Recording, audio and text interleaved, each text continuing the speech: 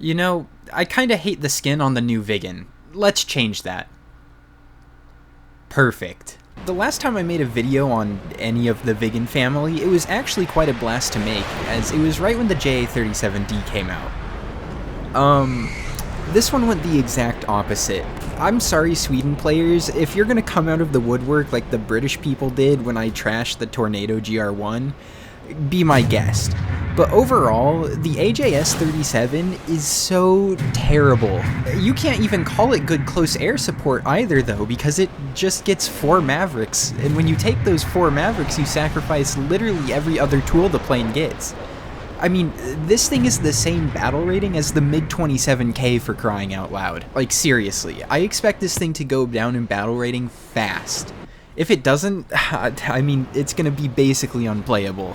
So let's examine the kit we have access to. Well, you're basically just a copy of the AJ37, but 1,000 pounds heavier, and you're at a full 1.0 higher. Yippee! And what's the benefit you get out of that, may you ask? Well, it's just 2 AIM-9Ls. Seriously, if you're looking to play Sweden, just go play the JA37C if you want a lower tier matchmaker. It's better in every way to this plane, at least in every way that matters. You get to rock around in the fighter variant of the Viggen, which gets the internal gun, the internal countermeasures, and it gets more missiles, and it gets radar missiles, which means the radar is actually usable. But unfortunately, I've put it upon myself to play this godforsaken plane and give you an honest review on it. I mean, hey, at least it's better than the new Su-25s at the same battle rating. It could be worse. Keeping it straight with you though, if you want AIM-9Ls on a Viggen, going up to the 11.7 for the JA37D is not going to change your matchmaker at all.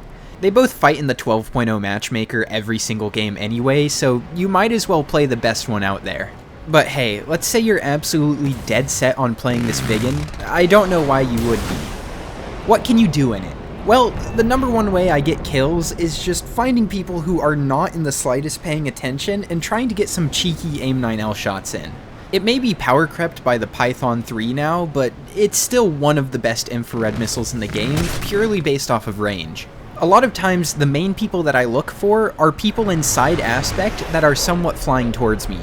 These are the people that are going to be the least spatially aware, and especially if you can catch them in the middle of firing a missile at somebody else, they're going to be tunnel visioned on doing another task. And as like a sidearm, you also get 2 AIM-9Js. I don't use them often, but when I do, it's because they have a faster acceleration than the AIM-9L does. That, or the AIM-9J can still be pulled blatantly outside of its gimbal limit for no reason, which every once in a while lets you use it almost like a high-off bore sight missile for dogfighting. Also, this is your PSA to be extra aware of your radar warning receiver. A lot more people are coming out to grind the F-14B, and what do you think they're grinding it in? That's right, the F-14A, which is going to be slinging Phoenix missiles across the map at you.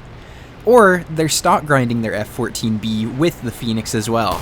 Overall, moral of the story, because I don't take chaff in this plane with its limited number of countermeasure pops, I stick to the ground so that I don't get absolutely sniped by any sort of radar missiles. Outside of missiles, you get to take a gun on one wing and countermeasures on the other. It's up to you which one you take it on. I personally am part of the left-wing movement. I am anti-right-wing gun pod. And for those of you who need to be reminded, this is a joke. I'm not stating political opinions on the internet. If I'm gonna get cancelled, I want it to be for something more awesome. It feels pretty terrible to use, but I personally choose the left wing because most aircraft that have internally mounted guns that are offset are typically to the right. Not right, left, I'm stupid. Look at the F-16 and F-14 for example. Both of them have their Vulcans offset to the left, so I just try and practice my left-hand aim as much as possible. Though I know a lot of people are right side dominant, you know, you're right-handed, your right eye is your dominant eye, stuff like that. So really it just comes down to personal preference. Pick whichever side suits you the most. Now people like this F-14 are prime targets to go after, as they're not really paying attention. I get an opportunity to shoot a 9L at this guy, and he plows himself straight into the ground. Awesome. I love wasting my utility and my potential. Other than that, in terms of flight performance, you have the worst Viggen engine, the one that carries over from the AJ. You don't even get the fighter Viggen engine, which gives you significantly more thrust. Combine this with the fact that you're still a delta wing, you're gonna turn off all of that speed the moment you try and make a turn.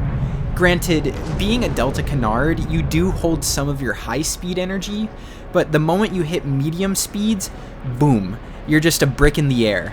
Fortunately, this other F-14 also isn't spatially aware. I try and take some gunshots at him, but no tracers left-mounted gun.